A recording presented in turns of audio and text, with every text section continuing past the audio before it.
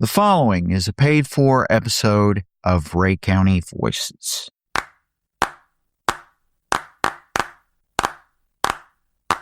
This is Ray County Voices. This is Ray County Voices. This is Ray County Voices. This is Ray County Voices. Welcome back to Ray County Voices. If you are a regular listener, welcome to Ray County Voices. If you are a first-time listener, I am one of your co-hosts, Shawn Roney.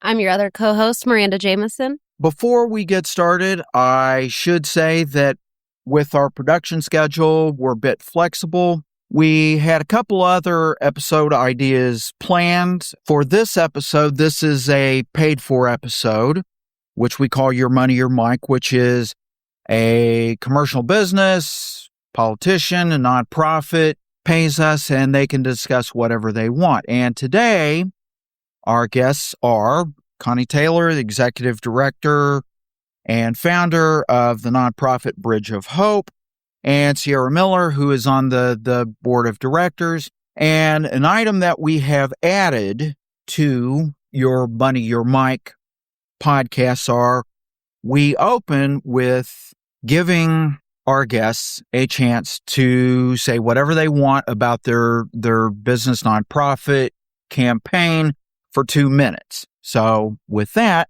the floor is yours. Oh, my. Well, thank you for having me, giving me time to share my experiences here as your executive director for Bridge of Hope. We believe that no pregnancy, whether you feel it's a crisis, is a crisis, because that child deserves a chance also. That being said, when we walk alongside these parents, because he helped too, not just the woman, we minister to the man and the woman and the child that's in the womb. Bridge of Hope has been in existence since 2013 right here in Richmond. However, we find ourselves serving clients from Liberty to Carrollton to, any city that touches Ray County, we seem to get those clients. So we're honored to be here since 2013. Our biggest issue will be STDs. We see a lot of that, which Dr. Smith, our medical director, he treats them as far as taking care of formula for the clients. That's not a problem because churches always have fundraisers for us. We welcome the churches to walk alongside of us because we feel like the churches are burdened down enough with what they have in their congregation. So we're the side action for them. So what are some of the biggest things you're seeing in the community that's an issue right now? The community at large, what I'm seeing a lot of is couch surfing. Moms coming in expectant for like the second, third time, but they're still couch surfing. So I have resources where I can send them to other maternity homes. But when you send them to a maternity home, they're only allowed to stay there 2 years. And then they have, through their programs, they have to move on. That is Bridge of Hope's biggest concern. Now, we're able to give them the resources they need in the moment, but the churches, I really need to get into the churches and kind of educate the churches more about what we're doing. I don't feel like even in the school system, I'm gathering any traction there, especially in the middle school. I think that's where I need to be. We're not just seeing teens with STIs. So that's not when you hear the statement, only the young people get STIs, that's not accurate information. So I think what it is misconceptions have led to inaccurate information. We are a lazy people when it comes to wanting to know more about STDs, STIs, a woman's body and not caring for her body is different from a man not caring for his body. She has more things that she needs to do in order to protect herself. And she's not getting that information in the school because the school is limited to what they could say. Whereas when they come to Bridge of Hope, we can be frank, open. And Dr. Smith, our medical director, has a plethora of information that he can give them. He's got a slideshow that he can show them. He's prepared a lot of information that he can give them. Or a lack of information passed down from generation, right? Because if the parents don't know, if the schools aren't teaching them. Right. And so somebody's got to start it. Somebody's got to throw the ball out there. Can you walk us through what it would look like if someone came to Bridge of Hope wanting to learn about that or needing to be checked out for that? So they would come in, and of course, no condemnation, none of that. I specifically screen the people that volunteer or represent the Bridge of Hope, that we don't do that. So they come in, they do an intake, and then we sit down and we get to know them first, because relationship it's more important to us. And then through the intake, then we let the client make the decision. Do you think you need an STD test? Okay, let's get that done, et cetera, et cetera. And then we have to, because we're mandated reporters, we have to advise them that you really need to tell so-and-so, and by the way, so-and-so needs to come in here and get checked too.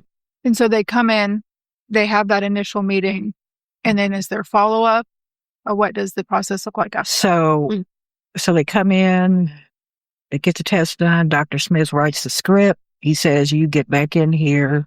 He gives them a year to get back in here to get retested, and their partner also. So you see, when she presents or he presents, it's more than just one person. And so Bridge of Hope's finances are touched by just that one person, because we're paying for all of that. And then what's the ongoing support look like if she is pregnant? If she's pregnant, we follow her the entire time of her pregnancy. So she gets the ultrasound. Then she gets the pregnancy test. She gets the ultrasound. She has the child. And I've actually gone to the hospital with the birth mother. And then she brings the child in, and we have baby showers for the moms. Usually we wait till we have like 6 of them at one time. Then we have a baby shower. She can come in anytime and get resources for the child, as long as she takes our Bright courses. And these Bright courses range from getting the child to sleep, having temper tantrums, to marriage and what marriage looks like, to anxiety. I'm having anxiety. And those Bright courses that she takes are only sometimes maximum 18-minute videos. So it's an earn while you learn program. It's not like she's coming in and shopping and not getting something for nothing. We actually invest in their lives. We're putting information in them that they did not have before. And the information that we get is relevant information. That's why we work so hard to remain relevant in the community, because we're constantly going to conferences to make sure we're not given bad information. We're growing the community with good information. Yeah. So STD, STI testing, all free of charge to the community. Yes. And so at what point are they required to do the Bright courses? They are required if they want to shop. They are required if they need an ultrasound. They are required if they want a pregnancy test. We have to educate, right? Yeah. What is our statement? Encourage, educate, and empower. So those are our tools to help affect change in the community. And free of charge. The classes are free of charge. And then everything. Yeah, we that bear offer the comes cost for free of everything. charge. I say we bear the cost. We don't bear the cost. The community of donors bears the cost. And that education, can that be important in these statistics for how many, like you said, not just youth, but people overall are having STIs and STDs? Yeah. Yeah. And I want to throw this in too. What happens to her, be it adverse or not, it touches everyone in her family and even everyone in her circle, her sphere of influence. So that being said, Auntie may come in and say, I'm keeping her child for a month. I'm going to need this, and this. So Auntie is going to need training on keeping her child. So she gets to avail herself of the Bright course as well. And with that, we'll take a short break. Stick around. We'll be right back.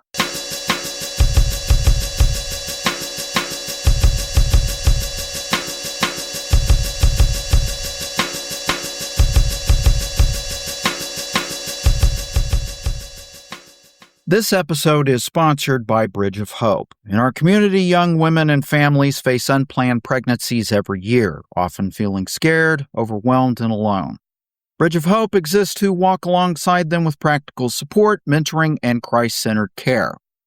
Learn more, volunteer, or become a monthly Hope partner by visiting our website at www.boh4women.org. That's www.boh4women.org. Bridge of Hope, walking with families when they need it most.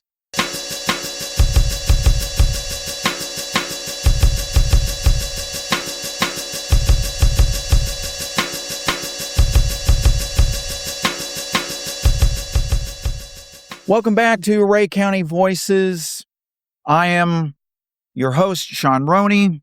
I'm your co-host, Miranda Jamison. And we're here today with Bridge of Hope. I was wondering we could maybe spread some awareness about how early sexual intimacy is happening in our community. I've seen it as young as middle school. There have been cases where they've actually become married. Wow. Yeah. Is this something that education could help prevent? Do you think if there could be more education in schools? I think it starts in the school counselor's office. I really do. Those counselors they have more than just one student, so it's kind of hard for them to speak about a culture. And right now we're talking about a cultural shift. When we go in and we speak to these young students, it's not like we're speaking a language biblically, okay? We go in with the attitude, it's your body that you need to protect, okay? And your future is dependent upon how you protect your body. That's how we present the need to help these young men and women. But the importance of bringing God into these families too. Yes. Which we can talk about at the schools. I can't do it in the school. I can do it back at my console. Right. In the community. Yeah. Yes.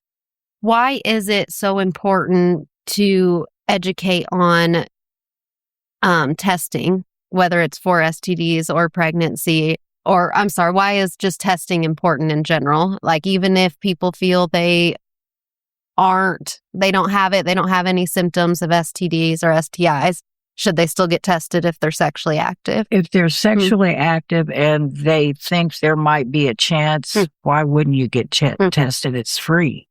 Related to that, because you said everything is free and provided by donors, what kind of financial support have you been able to receive? Is it strictly through grants? Is it you go to business folks and ask them if they will contribute?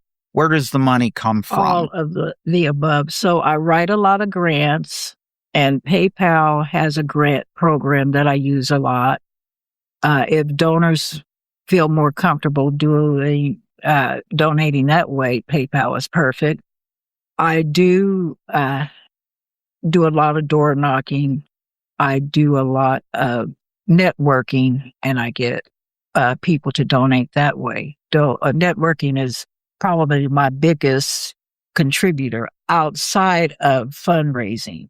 I have a board that has a lot of things planned for us this year, but normally pregnancy resource centers have one major fundraiser a year, and that's their gala. And they try to have it locally, but sometimes we don't get to have it locally because the venues are not sustainable in their areas, so they have to go outside. But yeah, donors have really kept Bridge of Hope going these, 11, 12 years. Yeah. Church donors, individual donors. Yes. Businesses. And businesses. Yep. Our biggest donors are going to come from individuals, believe it or not. Talk about PayPal some more, given that obviously our listeners are going to be tech savvy, given that they're listening to this online. Yeah. And the world is increasingly becoming more of a PayPal/Venmo world. Yeah. So PayPal has a grant program. It's called PayPal Giving Fund. And that allows for them to take away the processing fees or what? Yes, they will not have to pay that processing fee if they go through PayPal Giving Fund. Yes. Or they can click on our Bridge of Hope. Bridge of Hope, the number 4, women.org. And there's a direct link. Yes. And are you seeing an increase in contributions through PayPal because of that? Yes. People feel safe when they go through an organization like that. Their money is safe. Yeah. Outside of financial donations, is there anything else the community can do to support your mission? Volunteers. Plenty of volunteers. We have a lot of projects that we're working on right now. We got parades that we're working on, festivals. We're doing the farmers market every Saturday when that starts here in Richmond. Volunteers are our most important asset. I think the last time I did a dollar amount, they were worth over $25 an hour. That's what a volunteer is worth. So, and I pour a lot into my volunteers in training and making sure that they have everything that they need. So, can you talk a little bit about that? What would it entail for someone to volunteer? What would it look like? So if they wanted to volunteer, and normally I like volunteers who are really sold out to a mission. So if you're going to commit to Bridge of Hope, it's because you believe in their mission statement, advocating for the family, right? So that means you're going to do 1 day a week. That's all you need. And you're going to probably do some type of activity. It may be a fair. It may be whatever we're having outside of normal working hours. And other than that, we're always got letters going out, some kind of campaign. There's always stuff to do, not to mention the clients coming in where we've got to focus ourselves on making them comfortable. So yeah, it's a lot of work, and that's why we need volunteers. And do the volunteers work directly with the clients? They have to be trained to work directly with the clients. That's a process that takes a lot of work. And with that, we'll take another break for this short public service announcement. Stick around. We'll be right back. This episode is brought to you by Bridge of Hope. At Bridge of Hope, we believe no woman should have to face the moment of an unplanned pregnancy without hope, guidance, and a community ready to help. If you want to be part of that community, learn more, volunteer, become a monthly Hope partner by visiting our website at www.boh4women.org. That's www.boh4women.org. Bridge of Hope, walking with families when they need it most.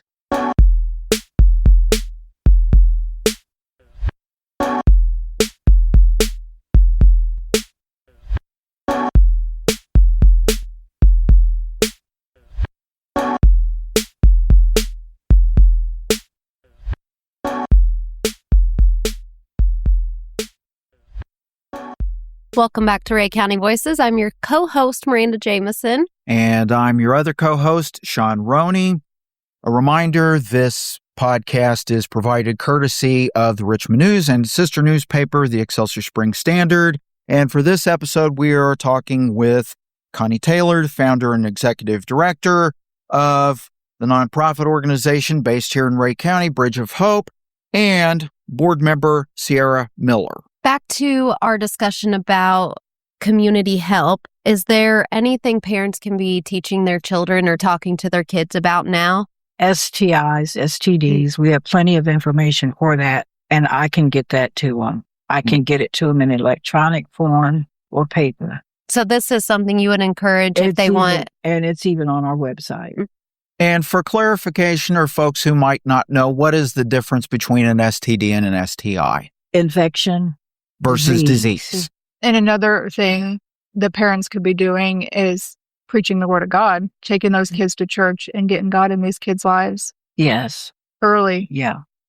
Early. And if they don't know where to go, reach out. I mean, we can point them to plenty of churches where they will welcome. I welcome any church that has business cards to give us their cards, and I will willingly hand them out. Mm-hmm. It's just part of our job. You say in briefing us that that infections don't show up right away. I'm guessing it's the same way with diseases. They don't show up right away either, or no. When we do that test, that's the next day. The CDC, CDD will send that test right back to them. So, okay, they come in. She runs the test. She sends it off express mail that very day because there's like a lifespan on that collection. The notification will come back 2 days later. And then that's when Dr. Smith will say, get your prescription at CNC Discount, because we partner with CNC Discount Drug here in Richmond. But the symptoms. So it might not show symptoms right away. Sometimes the symptoms, you don't even have a symptom. Mm-hmm. Mm-hmm. But you still need tested. But you still need tests. Unprotected cells. Yeah. What would you say to a woman or young woman right now who is too scared or too embarrassed to come in? For either unplanned pregnancy or STI. Yeah, but it's not our job to judge them. Just come in and let us be your friend. Let us walk with you. That's all you need. Fear is not an option for you anymore, because you have a young one and you have a child now. So no fear, no embarrassment. No, it's just not at Bridge of Hope. Only thing to give out is love. Yes. So come in and let us help you. We don't do judgment at Bridge of Hope. And everything's confidential. Yeah. No safe embarrassment. Place. Very safe. Yeah. Are there any upcoming events you want to talk about? So the chair for our events for this year is going to so here next weekend, we will be in Lexington for the St. Patrick's Day Parade. We will be here in Richmond for Mushroom Festival. We'll have a booth right outside the building. We'll be in Excelsior for Waterfest. You can come see us there. And then very exciting, this summer in July, we'll be having a barbecue here in Richmond. So more to come on that. Very excited. Yes. Can you talk a little bit about what you do at these events and why they're important? So the parade will hand out candy, and we actually got new signs that'll go on the side of cars to help spread our name, right? Spread our awareness. People can see, oh, hey, there's Bridge of Hope. We know them, or what are they? They can look us up.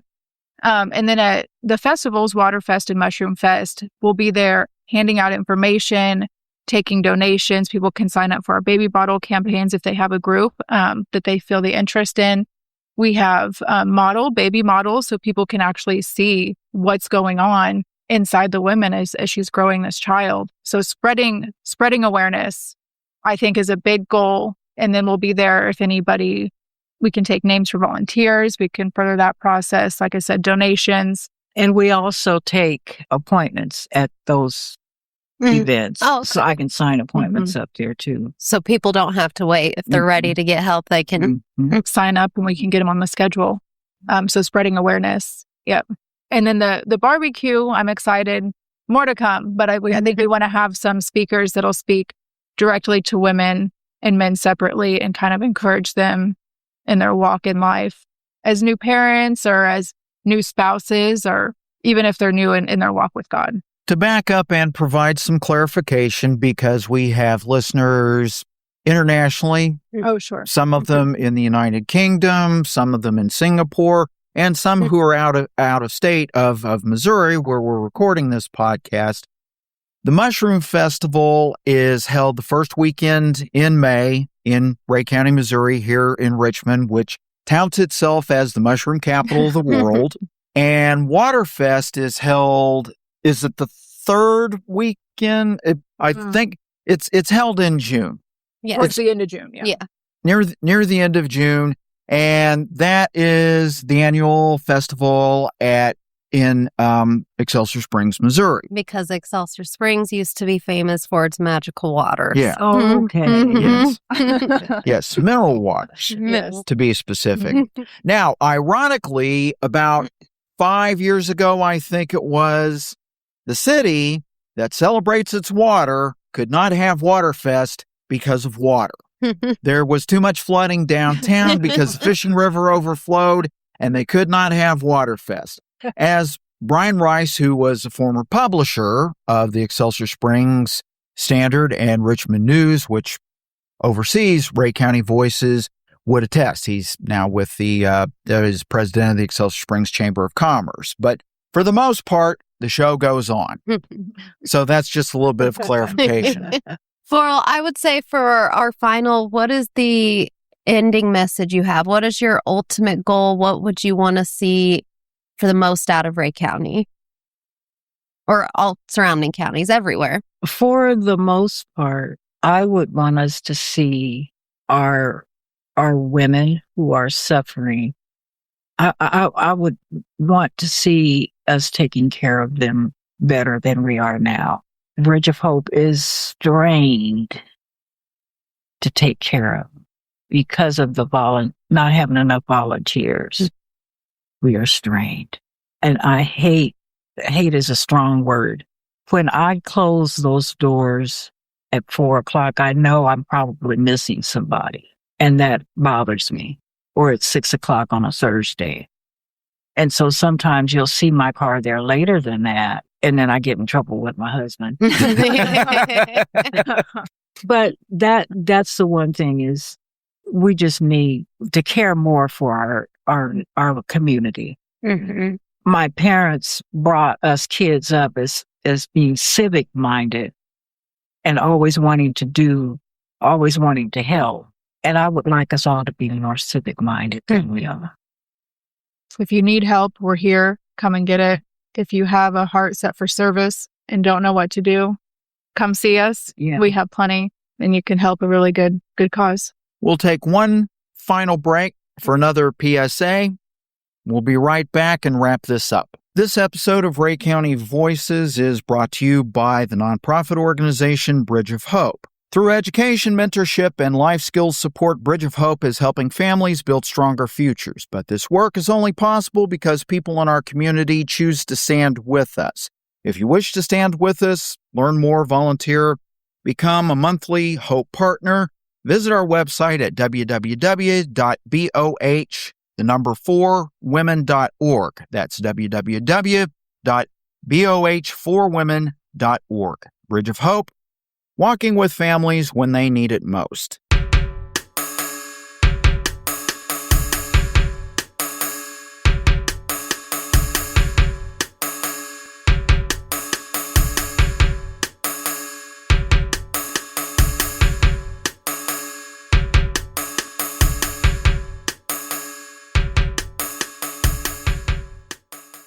Welcome back to Ray County Voices. I'm your co-host, Miranda Jamison. And I'm Shawn Roney. Where we left off, founder and executive director Connie Taylor was discussing that there is a training process for volunteers who want to work directly with clients. Could you elaborate on that? So they have to have a heart. I think we mentioned they have to have a heart for the mission. The training is a 1-day class and then a 2-week shadow. They have to shadow before I even turn them loose with the clients.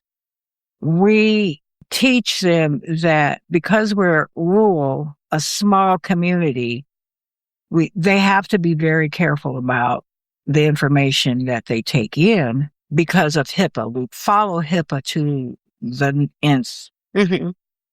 Our commitment to care commands that.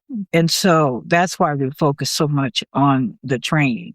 Now, they don't, that first time they take the training is not their last because they get trained every year, just like I do as a director.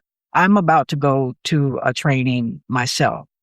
My board insists on it. My board gets trained as well.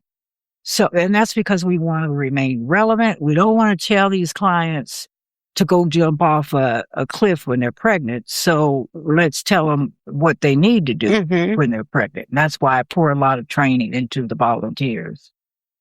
For those who don't know, what is HIPAA training? Discuss what that is. The HIP health information, is we are taking in their personal information.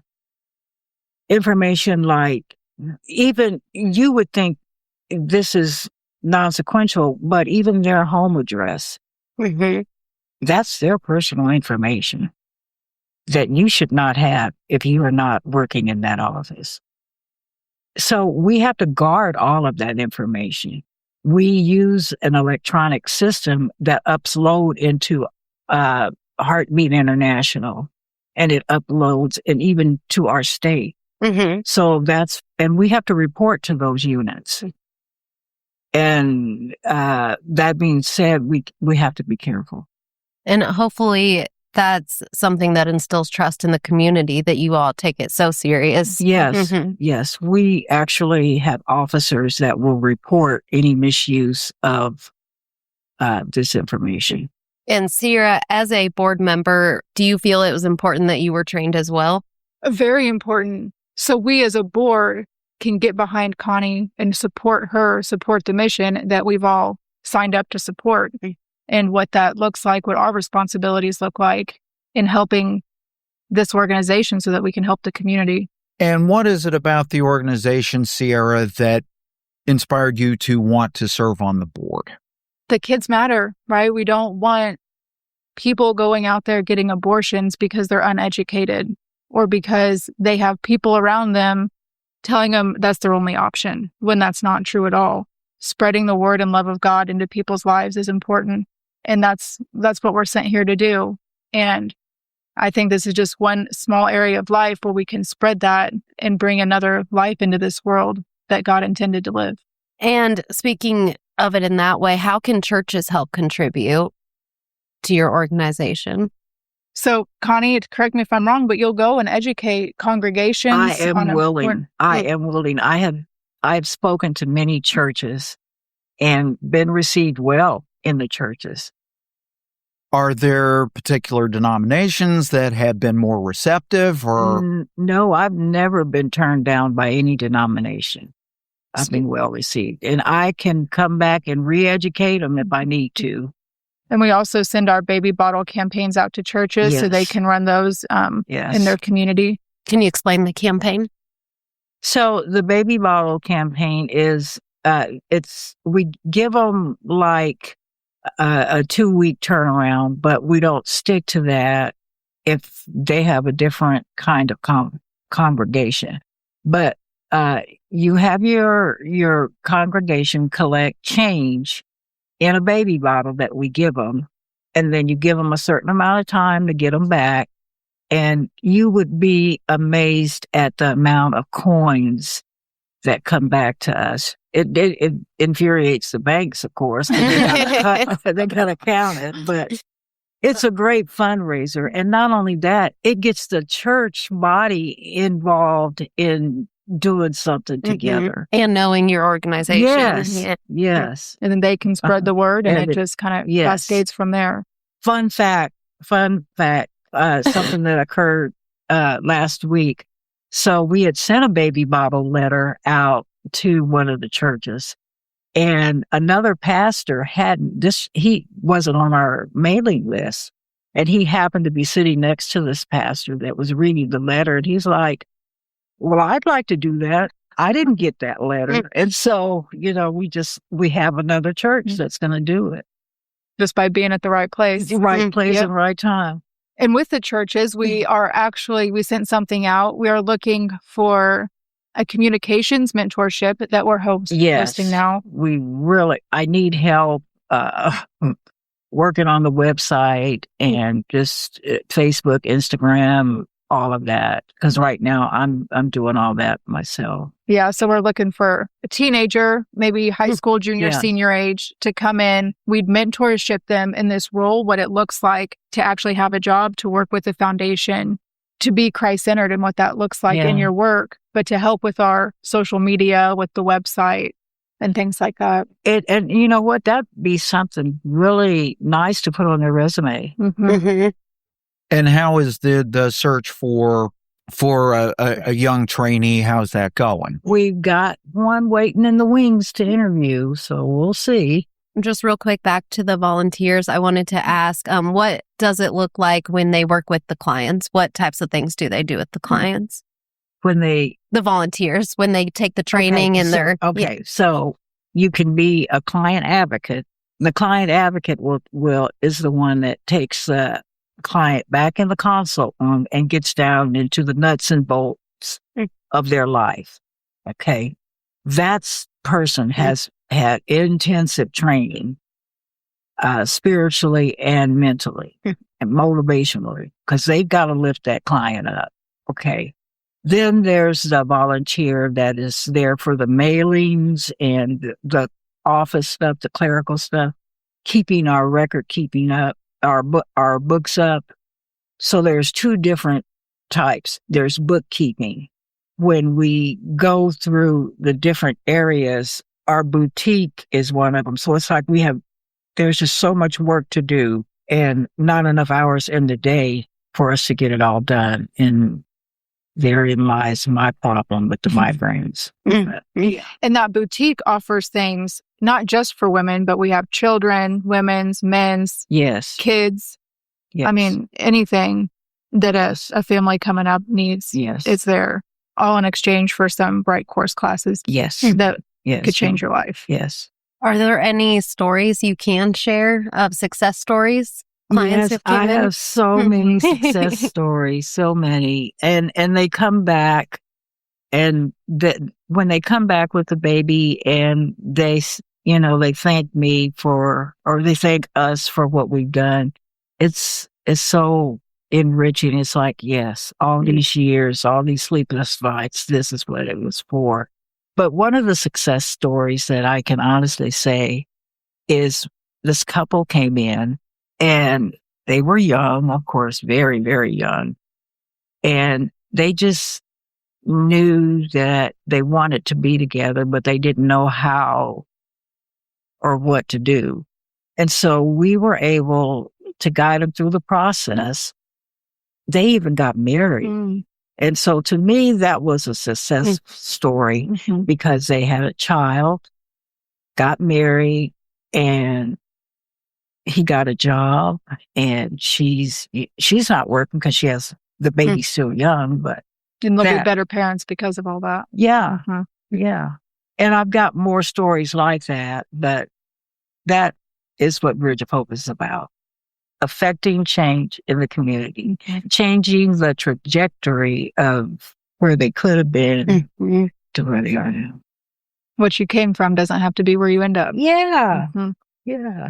You talked about the male role. Can you talk about that? What part does the male play when they come into Bridge of Hope? So he doesn't have a clue. So I actually have a little bag for him. He's got like a pamphlet where it says, okay, when she starts doing this, it's because her hormones are raging. It will behoove you to read this pamphlet. So yeah, we go out of our way to make sure he understands what's about to occur. I even have a minister that will come over and talk to him. and he's been faithful to come whenever I call him. So our men's ministry, I really would like to beef up more because these young men really don't have a clue because they're not. Okay, I won't go down that road, but yeah. And with that, we'll take another break. We'll be right back.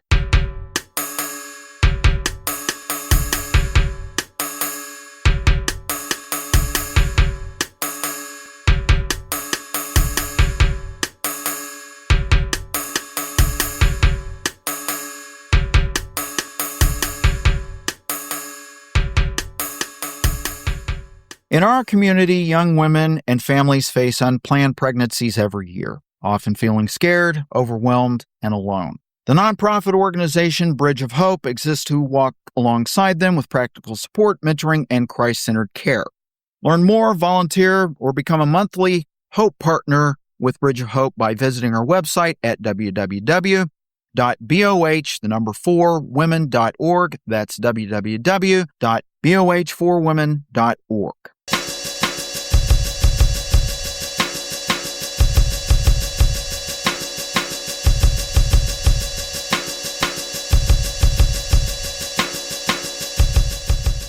Welcome back to Ray County Voices. I'm your co-host, Miranda Jamison. And I'm your other co-host, Shawn Roney. So just to wrap up, we have a few episodes on the horizon. Another one will be another paid-for episode. And then the next couple of episodes after that we have planned are sports-themed episodes. MJ and I recently went with her significant other, Desi Escriva, graciously being our chauffeur.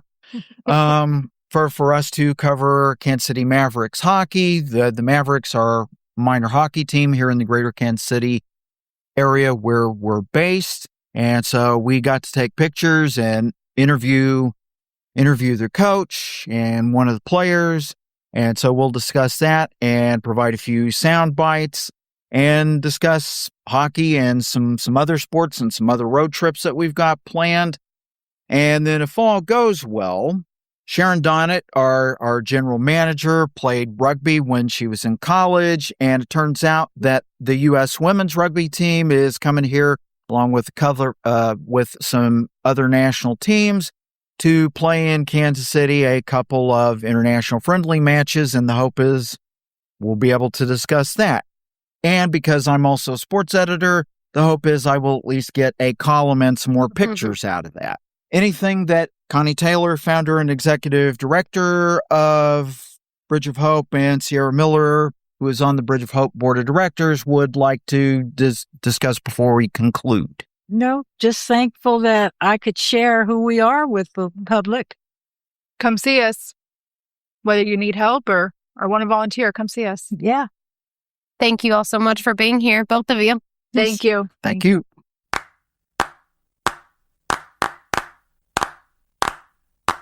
This is Ray County Voices. This is Ray County Voices. This is Ray County Voices. This is Ray County Voices.